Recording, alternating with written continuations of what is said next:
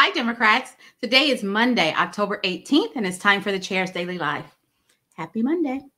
All righty. So, as most of you have probably heard thus far today, the world lost a great man today. Today, General Colin Powell died from complications to COVID. I am profoundly sad and a little bit conflicted. And so I'd like to, if you will indulge me, to use his life sort of as an object lesson today. So he was a bunch of contradictions, at least in my mind. He represents a bunch of contradictions. He was a fully vaccinated man who was also an elder man with a precondition who passed away due to complications to COVID. He was a Republican that I admired.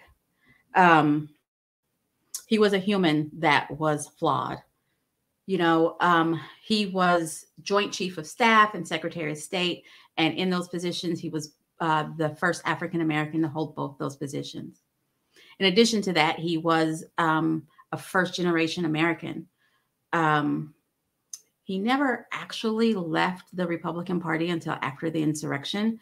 And then he became an independent. So he was a Republican all the time that he was endorsing Barack Obama. All the time he was talking about affirmative action and pro-choice and common sense gun laws. He was a Republican saying those things, which again leaves me conflicted because those are wise things to say and things that I agree. I'm just struck with the fact that he stayed with a party that fights those things, but it also says he was true to his conviction.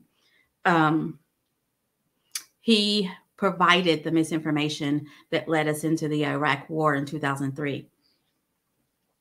But then he spent considerable time giving interviews, explaining and apologizing and trying to atone for and take accountability for those actions, which doesn't seem like a thing that goes with our current Republican Party, but he was a Republican and he tried to take accountability for his actions. There's all kinds of contradictions there, but I am truly sad and kind of disgusted by the folks who within hours of his death had to come and trample on his life.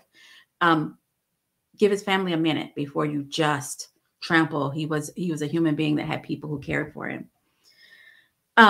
And what I appreciate about his attempt at atonement and explanation for the things that he did was that he was transparent, right?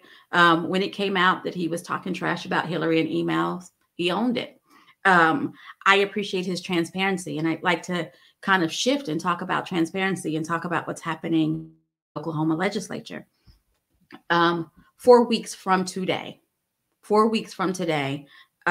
there's a special session. Our legislators will go into special session to vote on the redistricting maps. That's 4 weeks from today. Here's the challenge with that. Yay, we have a date, I guess. The maps haven't been made public. They've been having public listening sessions without the maps. And so just by having these public listening conversations, but you're not discussing the maps or the criteria or what it is that you're trying to do, does not make it transparent. It's not transparent if you aren't showing the maps so people could have a say on the maps. If you're not telling people what the criteria you're using for the maps. I say, you know, we deserve transparency. We're not getting it. And shame on them. That's all I have to say. The census data on which the lines that are going to be drawn are based have been available now for 2 months and 6 days. They've had time to redraw the maps. They've had time to redraw the maps and make them public. They've had time to tell us what their criteria is. They've done none of this because they're trying to do everything behind closed doors. And I want to remind everyone why this is an issue. This is politicians picking their constituents versus the voters picking our representation. And by doing it behind closed doors, it's taking it another step. And so why is this important? Again, you need to know who your legislator is. You need to know what district you're in so that when you make your decisions on who to vote for or whether or not you're going to run for office, you have the most information. And all of this it makes you wonder, is that what they're trying to keep from? Are they trying to make sure that nobody runs against them? Are they trying to make sure that they pick who they represent? You have to ask, what's in it for them to keep everything a secret? And I think, and I'm not going to back away from those words. They are trying to keep everything a secret. And it's quite frankly shameful. So 4 weeks from today, so you have time, reach out to your legislator and ask them, what do they think about the maps? What do they know about the maps? And are they ready for the November 15th session? Chances are, if they're a Democrat, they've been in on some of the conversation, but they have no idea what maps are going to be revealed. And that's problematic, frankly, for our process. So I just wanted to make sure everybody was reminded that we do have a special session coming up, and that's on November 15th. It's about the maps, the super secret maps, and that's what I'm going to keep calling them, the super secret maps that we can't know anything about. And we need to know what's happening with the maps. All righty. That's all I wanted to talk about today because I don't want to muck everything up.